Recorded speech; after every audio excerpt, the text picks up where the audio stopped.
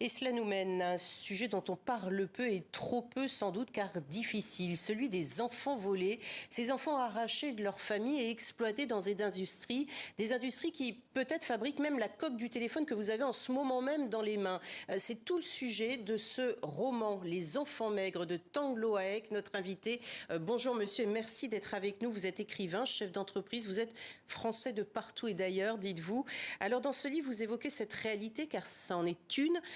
C'est en Chine que se tient ce trafic d'enfants, ces enfants maigres face à leurs cerbères qui, eux, sont les gras.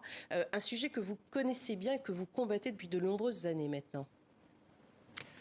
Oui, merci de m'accueillir. J'ai eu la chance de pouvoir m'occuper de ce sujet qui est un sujet qui est extrêmement douloureux, celui de la disparition chaque année en Chine de milliers, voire de dizaines de milliers d'enfants qui sont kidnappés, en général à un âge assez jeune, et qui fait que, quoi qu'il leur arrive par la suite, s'ils ne sont pas immédiatement retrouvés, ils disparaissent et ils n'ont plus même la mémoire de la région d'où ils viennent, de leurs parents, de leur famille. Ils ne savent plus qui ils sont. Donc c'est une véritable façon de voler leur vie. Alors vous avez vous-même fondé des communautés pour aider les parents à retrouver des enfants qui ont été volés. Vous avez mis les mains dans ce problème social et sociétal en fait.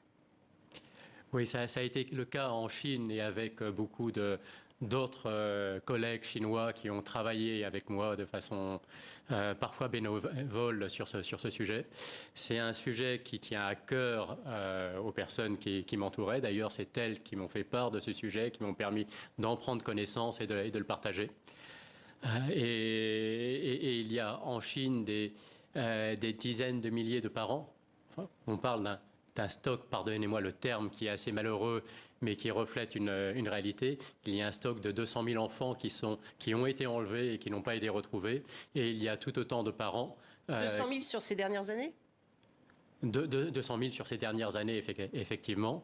Et il y a... Parce que les enfants sont enlevés parfois vers 4 ans, vers 5 ans, vers 6 ans, et ils ne réapparaissent dans le meilleur des cas. Enfin, parfois, ils ne réapparaissent jamais, évidemment, et parfois, ils réapparaissent alors qu'ils sont déjà à un âge adulte où il est plus possible de la même façon de les emprisonner. Mais pour autant, ils réapparaissent, ils refont surface, et c'est très difficile de pouvoir les réunir avec leurs parents parce qu'ils n'ont aucun souvenir de ces parents. Alors justement, dans ce livre, Les enfants maigres, le lecteur alterne d'un chapitre à l'autre entre la voix justement des enfants volés, puis celle d'un père. À chaque fois, le titre de ces chapitres, c'est Le père au cœur arraché. C'est un homme qui, pendant 8 ans, est à la recherche de son fils. Quelle est justement la part de réalité et de fiction? Parce que vous en parlez comme un fait de société en Chine.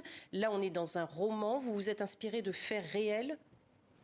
C'est une vérité littéraire. Donc effectivement, c'est un roman dans lequel tout est authentique. Ce sont des faits réels, ce sont des parents que l'on rencontre.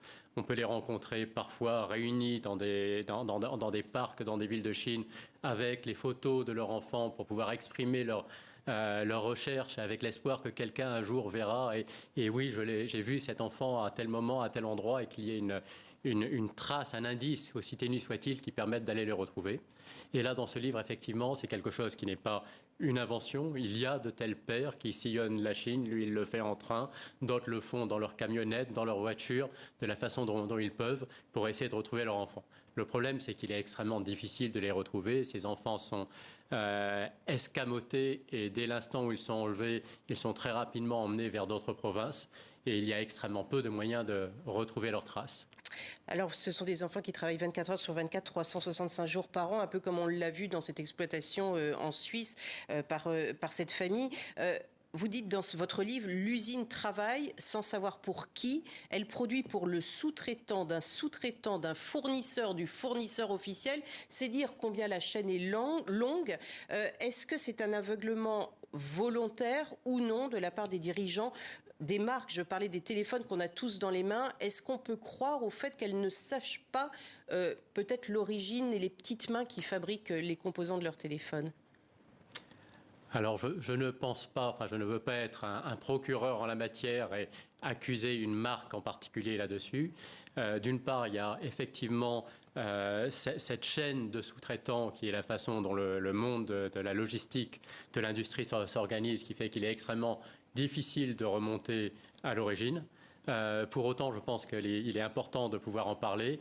Il est important de pouvoir maintenir l'attention et une certaine pression sur les marques là-dessus pour que l'attention reste maintenue à l'extrémité de la chaîne où nous nous trouvons pour que le sujet reste souligné. Mais il y a l'Organisation internationale du travail. Il existe également une responsabilité sociale et sociétale des entreprises aujourd'hui. Il existe une responsabilité sociale et sociétale des entreprises. Je pense qu'il y a beaucoup de choses qui sont faites pour y prendre garde. Ensuite, qu'il n'y a certainement pas suffisamment de choses, ni du point de vue des entreprises internationales, et de même dans l'environnement chinois lui-même. Je ne pense pas du tout que ce soit une politique délibérée de la part des autorités centrales. Et pour autant, à ce niveau d'importance du phénomène, on voit clairement qu'il n'est pas fait suffisamment et qu'il faudrait faire encore plus. Merci beaucoup Tang Loek d'avoir été avec nous pour nous présenter donc Les Enfants Maigres, un livre bouleversant jusqu'au final, jusqu'à la fin du livre que je ne dévoilerai pas bien évidemment. C'est entre un documentaire, une réalité, en tout cas c'est merveilleusement écrit. Merci beaucoup d'avoir été avec nous. Merci à vous.